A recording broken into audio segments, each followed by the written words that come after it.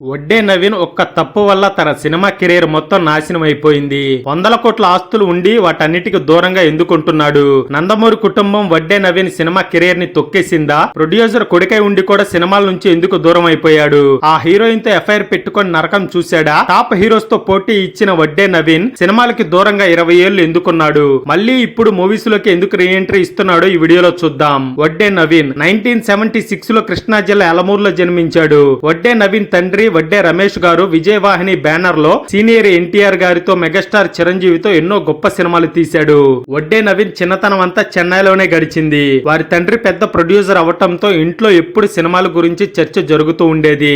అలాంటి వాతావరణంలో పెరిగిన వడ్డే నవీన్ అతనికి కూడా సినిమాల్లో నటించాలని ఇష్టం పెరిగింది.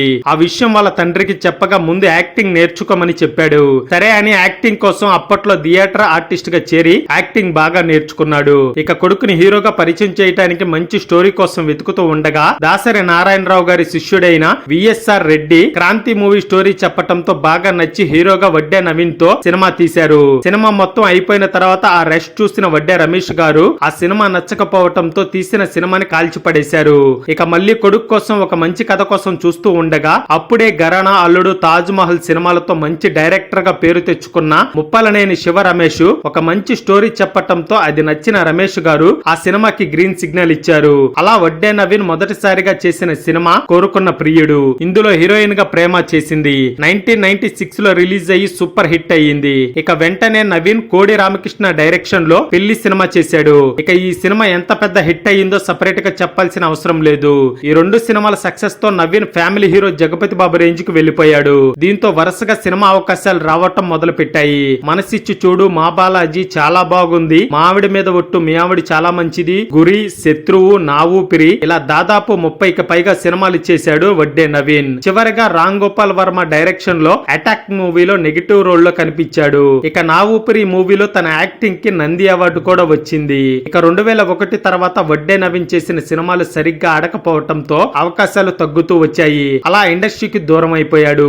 అయితే దీనికి కారణం వడ్డే నవీన్ వరుసగా నిర్మాతలకి వర్కౌట్ అవ్వని సినిమాలు ఎంచుకోవటం, అలాగే షూటింగ్ టైంలో మొహమాట పడుతూ సిగ్గుపడుతూ ఉండటం వల్ల సినిమా అవకాశాలు తగ్గుతూ వచ్చాయని కొంతమంది అంటారు. అలాగే కొన్ని సినిమాలు తనకి నచ్చకపోయినా మొహమాటం కోసం చేసి ఫ్లాప్స్ చూశాడు.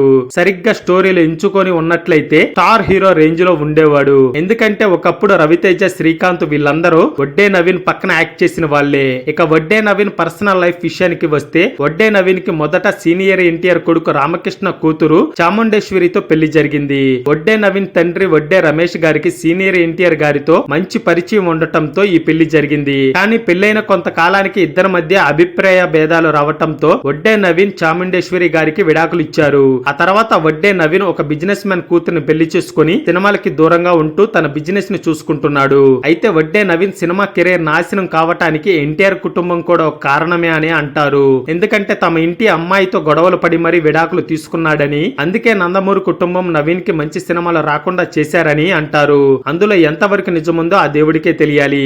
అలాగే దీని అంతటికి కారణం హీరోయిన్ రాశితో వడ్డే నవీన్ క్లోజ్ గా ఉంటున్నాడు అని, అలాగే తనతో ఎక్కువ సినిమాలు చేస్తున్నాడు అని, బయట కూడా వీళ్ళిద్దరు కలిసి తిరుగుతున్నారని రూమర్స్ రావటంతో మొదటి భార్యతో విడాకులు తీసుకోవటానికి కారణమని అప్పట్లో కొన్ని వార్తలు బయటకు వచ్చాయి. అయితే ఇందులో ఎంత నిజం ఉందో ఆ దేవుడికే తెలియాలి. ఇలా తన సినిమా కెరీర్ కి దూరంగా 20 ఏళ్లు ఉండి ఇప్పుడు మళ్ళీ సినిమాల్లోకి రీ ఎంట్రీ ఇస్తున్నాడు వడ్డే నవీన్. తన సెకండ్ ఇన్నింగ్స్ మళ్ళీ సక్సెస్ అవ్వాలని, ఇలాగే మంచి మంచి క్యారెక్టర్లు చేస్తూ బిజీగా ఉండాలని మనందరం కోరుకుందాం. ఈ వీడియో నచ్చినట్టయితే లైక్ చేసి అందరికీ షేర్ చేయండి.